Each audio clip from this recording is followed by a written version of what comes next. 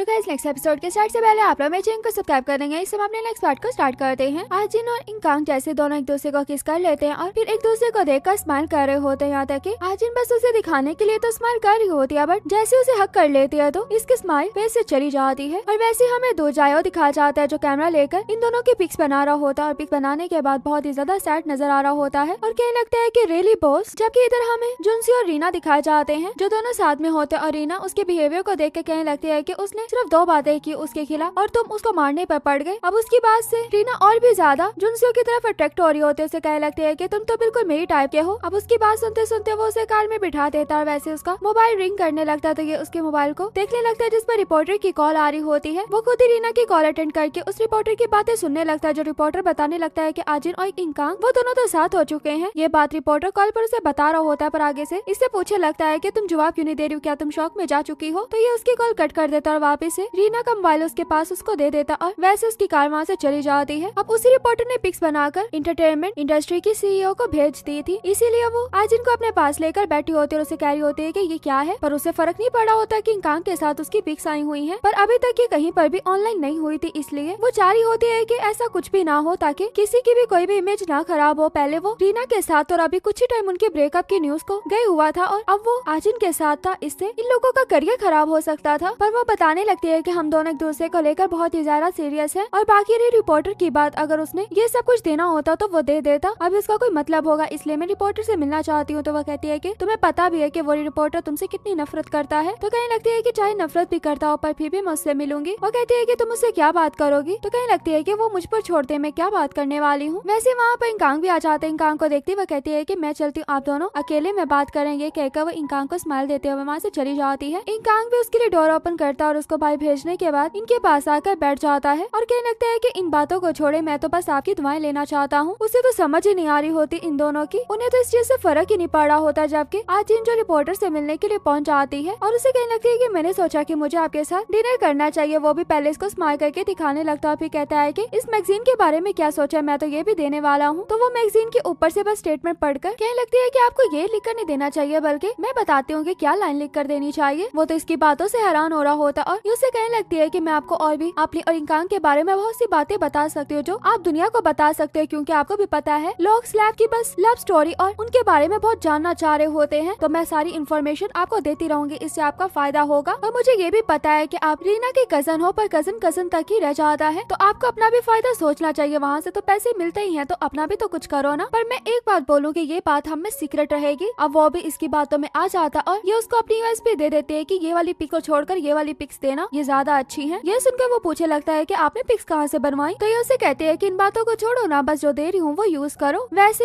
हर जगह पर ये न्यूज फैल चुकी थी कि आजिन और इंकांग एक दूसरे को डेट कर रहे हैं। हर पर्सन इन्हीं लोगों को लेकर गॉसिप कर रहा होता है। जबकि आजिन जो अपनी असिस्टेंट को रोककर से पूछे लगती है कि क्या तुम डेट पर जा रही हो, तो वो फौरन से डर कर कहती है कि नहीं। उसे कहती है कि साफ पता लग रहा है तुम्हारे फेस से कि तुम डेट पर जा रही हो, इसलिए मैंने तुम्हारे लिए सैलून की बुकिंग करवा दी। तुम अच्छे से अपना हेयर करवा कर चली जाना, लेट ही जाना होगा ना तुमने डेट पर। तो वो खुश हो जाती है, कहने लगती है कि थैंक यू आजिन। उसे कहने लगती है कि पर वहाँ पर जाकर ड्रिंक ज्यादा मत करना। तो कहती है कि हाँ मैं समझ गई, मैं ड्रिंक ज्यादा नहीं करूंगी। अब दिखाया जाता है जिसके साथ उसकी डेट होती है वो कोई और नहीं होता बल्कि जायो होता है। जायो उससे ड्रिंक तो करवा रहा होता है, पर साथ ही साथ पूछने लगता है कि एक्ट्रेस की लाइफ के बारे में बताओ, तुम्हारा तो बहुत से एक्ट्रेस से सामना होता होगा। पर वो तो इसको देखकर हैंडसम कह रही होती है। वो कहने लगता है कि तुमने तो मुझसे भी ज्यादा हैंडसम एक्टर्स देखे हैं। तो कहने लगती है कि तुम्हें नहीं पता कि उन लोगों के लिए मुझे क्या क्या करना पड़ता है, इसलिए वो मुझे बिल्कुल भी अच्छे नहीं लगते। तो वो कहता है कि मुझे भी तो कुछ बताओ ना, पर वो मना कर देते है कि नहीं मैं नहीं बताऊंगी। ये उसका हाथ पकड़ लेता है, हाथ पकड़ के कहता है कि तुम मुझे बता सकती, तुम्हारी बातें बस मुझ तक रहेंगी, ये सीक्रेट है। अब ये इस पर यकीन करके उसे सारी बातें बता देती और ये भी चुप करके उसकी बातों को सुन रहा होता है। लास्ट में वो उसे कहते हैं कि ये सीक्रेट रहेगा। तो वो कहता है कि हाँ बिल्कुल सीक्रेट रहेगा। जबकि इधर हमें रीना दिखाई जाती है जो सीईओ के पास आकर बैठी होती है, उसे कोई भी काम नहीं मिल रहा होता। तो वो कहने लगती है कि तुम्हें लगता है कि तुम्हें कोई काम मिलेगा, तुम जिस तरह की लैंग्वेज यूज करती हो और जिस तरह लोगों के साथ बिहेव करती हो। तो वो कहती है कि थप्पड़ ही तो एक मारा था, उसकी वजह से मेरे साथ ऐसा क्यों किया जा रहा है, आपको नहीं पता मैं किस हालत से गुजर रही हूँ। पर रीना को घर जाने को बोला जाता है। अब ये जैसे ही जाने लगती है वैसे इसके मोबाइल पर एक वीडियो आती है जो आजिन की तरफ से होती है और उस वीडियो में उसकी ही सेक्रेटरी बता रही होती है कि किस तरह मैंने रीना को पुलिस केस से बचाया। उसने एक्सीडेंट किया था पर मैंने खुद पर इल्जाम ले लिया कि वो एक्सीडेंट मुझसे हुआ था, मैं कार ड्राइव कर रही थी। वो इस वीडियो को बेयकीनी से देख ही रही होती है। वैसे ही वहाँ पर आजिन की आवाज आती है उसे। तो आजिन की तरफ जैसे ही देखती है तो आजिन उसे पूछने लगती है कि कैसी लगी तुम्हें ये वीडियो। तो वो कहती है कि क्या तुमने इस वीडियो को पब्लिक कर दिया, क्या ये वीडियो लीक हो चुकी है। मेरा मेरा करियर तबाह हो जाएगा, प्लीज ऐसा मत करना। तो वह कहती है कि अच्छा ऐसी बात है, मुझे तो पता ही नहीं था। रीना के हाथ से मोबाइल भी गिर जाता और इतने ही टाइम में उसके मोबाइल पर नोटिफिकेशन आ रहे होते हैं, जिससे पता लग जाता है कि उसकी वीडियो पब्लिक हो चुकी है। आजिन उसे कहने लगती है कि तुमने मेरा पीछा नहीं ना छोड़ा, इसलिए तुम्हारे साथ ऐसा हुआ है। मैंने कितनी बार बोला था कि मुझसे दूर रहो, मेरे कामों से दूर रहो, पर तुम्हें बस मेरे अंदर घुसने की पड़ी हुई थी। ये कहकर आजिन वहाँ से चली जाती है। उसके जाने के बाद इसे अपने आप पर बहुत ही ज्यादा गुस्सा आ रहा होता है और बाही जिसने ये सब बातें रीना को लेकर की थी वो आजिन के आने का वेट कर रही होती है। और जैसे आजिन आती है तो वो चुप करके आकर कार में बैठ जाती है। ये देखती रह जाती है। फिर आजिन से जाकर पूछती है कि क्या आपने उस वीडियो को देख लिया। तो वह कहती है कि हाँ मैंने देख लिया, पर अब मैं तुम पर यकीन नहीं कर सकती। तुम ड्रिंक करने के बाद सारी बातें बाहर निकाल सकती हो, मुझे क्या पता कल को मेरी बातें भी दुनिया के सामने हो। ये सब तुम्हारी वजह से हुआ है, इसलिए तुम समझ जाओ कि आज तुम्हारा लास्ट डे है। ये कहकर वो डोर क्लोज कर देती है। और वैसे हमें आज इन कांग की फैमिली के साथ दिखाई जाती है, जहाँ पर ग्रैंडमा का बर्थडे होता और वो उनके साथ उनके बर्थडे को सेलिब्रेट कर रही होती है। और फिर साथ में वो एक फैमिली फोटो भी लेते हैं। आजिन और कांग दोनों साथ में बहुत ही ज्यादा खुश होते हैं। उन दोनों के साथ में फोटो शूट्स भी होते हैं। हर चीज वो बहुत मजे से साथ में एंजॉय कर रहे होते हैं। जो भी उनकी वीडियोस वगैरह वो सब सोशल मीडिया पे आ रही थी और फैंस भी उन्हें लाइक कर रहे होते हैं, क्योंकि लोगों को ये लगता होता है कि वो एक दूसरे के लिए परफेक्ट मैच है और वो भी इन चीजों को बहुत अच्छे से एंजॉय करते हैं, अपनी सब वेकेशन साथ में गुजारते हैं। इसी तरह इनके रिलेशनशिप को टाइम गुजरता जाता है। जबकि इधर जायो दिखाया जाता है जो अपनी बुक के ऊपर काम कर रहा होता है। वैसे ही रीना आ जाती है और उसे आकर पूछने लगती है कि तुमने कुछ नहीं खाया ना, मुझे पता था, इसलिए मैं तुम्हारे और अपने लिए खाना लेकर आई हूँ। पर वो उसे कहता है कि पहले तुम स्टार्ट करो, मैं आता हूँ ये काम करके। पर वो उसे कहती है कि नहीं तुम आओ पहले खाने के लिए। तो वो भी चुप करके खाने के लिए आ जाता है। अब दोनों जब खा रहे होते हैं तो रीना उसे कहती है कि मैं तुम्हें आज इनके प्रीमियर पर साथ लेकर जाना चाहती हूँ, क्या तुम मेरे साथ चलोगे। अब ये चुप करके उसके साथ आ जाता है, जहाँ पर आज इन सबसे पहले अपनी मूवी को लेकर बात करती है कि उसका एक्सपीरियंस कैसा रहा और सब लोगों से भी थैंक्स कहती है। और ये भी बोलती है कि उम्मीद है कि आप लोगों को मेरी मूवी अच्छी लगेगी। ये कहकर वो भी ऑडियंस में आकर बैठ जाती है इन कांग के साथ। और वहीं पीछे जुनसियो भी बैठा होता है, जिसे याद आ रहा होता है कि उसने तो बोला था कि बस वो इन कांग के साथ एक ही साल रिलेशनशिप में रहेगी और अब तो वो साल भी कंप्लीट हो गया था, अभी तक उन लोगों का ब्रेकअप नहीं हुआ था। प्रीमियर के बाद आजिन और इन कांग दोनों साथ में ही जा रहे होते हैं। वो इसके पास से आने वाली स्मेल से पूछने लगती है कि आज तुमने कौन सा परफ्यूम लगाया। तो वो बताता है कि मैंने तो कुछ भी नहीं लगाया। तो वो उसे कहती है कि अच्छी बात है, ऐसे ही रहा करो, मुझे तुम्हारी नेचुरल वाली स्मेल बहुत अच्छी लगती है। ये कहकर उसके कंधे पर सर रख लेती है। और यहाँ जुनसियो जैसे घर पर आता है तो चाहे वो पहले से उसके घर पर होता और जैसे वो उसके लेट आने पर बात कर रहा होता तो वो उसे कहने लगता है कि तुम बिल्कुल वाइफ जैसा बिहेव कर रहे हो, इसलिए मेरे घर पर मत आया करो। ये कहकर अपना जाकर बैठ जाता और उसे पूछता है कि क्या तुम्हें आज इनकी कोई कॉल आई। तो वह कहता है कि नहीं कोई कॉल नहीं आई, मुझे लगता है कि वो खुश है अपनी लाइफ में, उसका रिलेशनशिप बहुत अच्छा जा रहा है। अगर उसकी लाइफ अच्छी ना होती तो वो मुझे जरूर याद करती, क्योंकि जब भी उसे कोई इशू होता है तो वो मुझे कॉल जरूर करती है। वैसे ही काम आवाज में कहने लगता है कि मैं चाहता हूँ कि वो मुझे कॉल करे। जबकि जुनसियो जिसको उसकी मॉम की कॉल आ रही होती है पर वो अपनी मॉम की कॉल नहीं अटेंड करता और ये उसके मोबाइल की आवाज से तंग आ जाता और कहने लगता है कि कॉल अटेंड कर लो, तुम्हारी मॉम इतनी भी बुरी नहीं होंगी जितना तुम उन्हें समझ रहे हो, कॉल भी नहीं अटेंड कर रहे। पर उसे इसकी बातों से जरा फर्क नहीं पड़ा होता। जबकि जुनसियो की मॉम कह रही होती है कि मेरी कॉल क्यों नहीं उठा रहे हो, बस मुझे पैसे भेज दिए और समझ रहे हो कि तुम्हारा काम पूरा हो गया। पर वो उसको ये मैसेज जरूर भेज देती है कि एक हफ्ते के अंदर अंदर अपने पैसे मुझसे वापस ले लो। जबकि जुनसियो अपने ग्रैंडपा के पास दिखाया जाता है, क्योंकि उसके ग्रैंडपा की तबीयत काफी खराब होती है। बट वो सख्ती से बोल देता है कि इस बात का मॉम को ना पता चले, अगर मॉम यहाँ पर आती भी है तो उन्हें वहीं बाहर से भेज देना। ये बात सुनकर वो कहता है कि ठीक है ऐसा ही करूंगा। यहाँ जुनसियो की मॉम दिखाई जाती है, जिन्होंने उसके घर का लॉक ओपन करवा लिया था और उसके घर में जाकर कुछ ना कुछ ढूंढने लग जाते हैं कि उनके हाथ कुछ तो लग जाए। और तभी उन्हें पता लगता है कि उनके बेटे ने आजिन वाली इंटरटेनमेंट इंडस्ट्री में इन्वेस्ट किया है। ये देखते साथ ही वो आजिन के पास पहुंच जाते और उसे पेपर्स मारते हुए कहते हैं कि ये क्या है, तुम्हारे पीछे लगकर उसने इस कंपनी में भी इन्वेस्ट कर दिया क्योंकि तुम उसको सीड्यूस करती रहती हो। तो वो कहने लगती है कि अच्छा ऐसी बात है, पर मुझे तो लगता है कि आप तो सिर्फ मॉम होने का हक अदा कर रही हैं, क्योंकि आप उसे ये नहीं बताना चाहती कि वो जिस ग्रैंडपा से इतना प्यार करता है वो तो उनकी फैमिली से भी नहीं है। तो ये उसकी बात सुनकर कहने लगती है कि तुम इन बातों से मुझे नहीं डरा सकती। आजिन कहती है कि मैं डरा नहीं सकती, पर आप इस बात से तो डरती हो ना कि अगर उसे पता लग गया तो उस पर क्या गुजरेगी और आपके बारे में वो क्या सोचेगा। ये कहकर वो वहाँ से चली जाती है। अब आजिन जिस मॉल में होती है वहीं पर हमें उसकी वही स्कूल वाली राइवल दिखाई जाती है, सियोंग हुई, जो इसको देखकर शौक हो रही होती है। बॉस उसके फैंस उसके साथ पिक्स बनवा रहे होते हैं। ये उसको देखते साथ ही अपनी कस्टमर को छोड़कर उसको वहाँ से जाते हुए देख रही होती है, जिस पर उसे याद आता है कि उसने स्कूल लाइफ में उसके साथ क्या किया था। इसलिए अब उस पर सोशल मीडिया पर बात करने लगती है कि आजिन जैसी दिखती है वैसी वो बिल्कुल भी नहीं, बहुत ही बुरी इंसान है और मैं उसको स्टैंडर्ड 11 से जानती हूँ। वो एक लड़के को पैसे देकर उससे चोरियां करवाती थी और उसने चोरी का इल्जाम मुझ पर लगा दिया और मुझे उस स्कूल से ट्रांसफर भी कर दिया गया था सिर्फ आजिन की वजह से। आप लोग कैसे उसको अपनी सेलिब्रिटी मान सकते हो। ये सारी बात आजिन खुद भी पढ़ रही होती है और सीईओ तक भी ये बात पहुंच चुकी थी। जबकि यहाँ जायो भी उसके इस आर्टिकल को देख रहा होता है और उसे साफ पता लग जाता है कि ये कोई और नहीं है बल्कि सियोंग हुई है। कहने लगता है कि ये अभी तक नहीं बदली, बिल्कुल वैसी की वैसी है। जबकि आजिन को उसकी उसकी बॉस उससे बुलाकर पूछे लगते है कि ये सब क्या है, तो वो साफ बोल देती है कि ये सब उस पर इल्जाम लगाए जा रहे हैं। वो ऐसी बिल्कुल भी नहीं थी, बल्कि वो बिल्कुल एक रोल मॉडल थी अपने हाई स्कूल में। तो इसकी बात सुनकर कहती है कि ठीक है, मैं तुम्हारी बात पे यकीन कर लेती हूँ, और वैसे भी कुछ लोग मेरे बारे में बातें कर रहे हैं और कुछ लोग मेरी साइड ले रहे हैं। वो कमेंट्स काफी अच्छे थे, मुझे तो शाय फील हो रहा था। ये कहकर हंसने लगती है, तो वो कहती है कि ये कोई हंसने वाली बात है। जबकि हमें इंकांग दिखाया जाता है जो आजिन को कॉल करके कहता है कि अगर तुम अकेली हो तो मैं तुम्हारे पास ग्रैंडमा को भेज देता हूँ। तो वो कहने लगती है कि नहीं, इसकी जरूरत नहीं है, बस मैं सोने लगी हूँ। ये कहकर उसकी कॉल कट कर देती है। अब रात में उसकी तबीयत काफी ज्यादा खराब हो जाती है। इसे बहुत ही ज्यादा अजीब अजीब नाइटमेयर आ रहे होते हैं, जिसकी वजह से ये पूरी की पूरी पसीने में भीग जाती है। और जैसे इसकी आंख खुलती है तो ये डोर ओपन करने के लिए जाती है जहाँ पर ग्रैंडमा होती है। तो ग्रैंडमा से कहने लगती है कि आप कब से बाइक खड़ी हुई थी, आपको नॉक करना चाहिए था या बेल देनी चाहिए थी। पर ग्रैंडमा उसकी हालत को देखकर उसे चेक करने लगती है और कहती है कि तुम्हारी तो बहुत ही ज्यादा तबीयत खराब है। तबीयत खराब होते इंसान से अकेले सोया भी नहीं चाहता, मुझे बुला लेना चाहिए था। पर उसे तो ग्रैंडमा की फिक्र हो रही होती। तो ग्रैंडमा से कहने लगती है कि आपको तो बाहर सर्दी लग रही होगी। तो ग्रैंडमा कहती है कि नहीं, ऐसी बात नहीं है, बूढ़े हो जाओ तो सर्दी बर्दाश्त करनी भी आ जाती है। चलो मैं अंदर तुम्हें कुछ बनाकर खिलाती हूँ। अब उसके सामने वो खाना बनाकर रख देती है और फिर खुद ही उसे खिलाने लगती है। यहाँ तक कि दोनों साथ में ही बेड पर लेट जाती हैं, जहाँ पर ग्रैंडमा उसे कहती है कि मैं हमेशा तुम्हारे साथ रहूंगी, चाहे लोग तुम्हारे बारे में जो भी बातें करते, अगर वो बातें सच भी हैं तो तुम्हारी कोई ना कोई वजह होगी जो तुमने ऐसा किया होगा। तो वो ग्रैंडमा से पूछने लगती है कि लोगों के लिए तो मैं बहुत बुरी पर्सन हूँ, पर आपके लिए क्या हूँ। तो वह कहती है कि तुम मेरे लिए गिफ्ट हो, बिल्कुल मेरे बाकी बच्चों जैसी हो, जैसे मेरे लिए इंकांग है, इनमो है, तुम भी बिल्कुल मुझे वैसे ही प्यारी हो। अब सुबह होती है तो ग्रैंडमा जाने लगती है। तो ये ग्रैंडमा को अपने घर का कोड बता देती है कि 1005 है, आप ये लगाकर आ जाया करना। इस तरह आपको लास्ट नाइट की तरह बाहर वेट नहीं करना पड़ेगा। ग्रैंडमा भी उसकी बात से खुश हो जाती है। और इसी के साथ ही हमारा ये पार्ट भी यहीं पर एंड हो जाता है। वीडियो अच्छी लगे तो वीडियो को लाइक करना।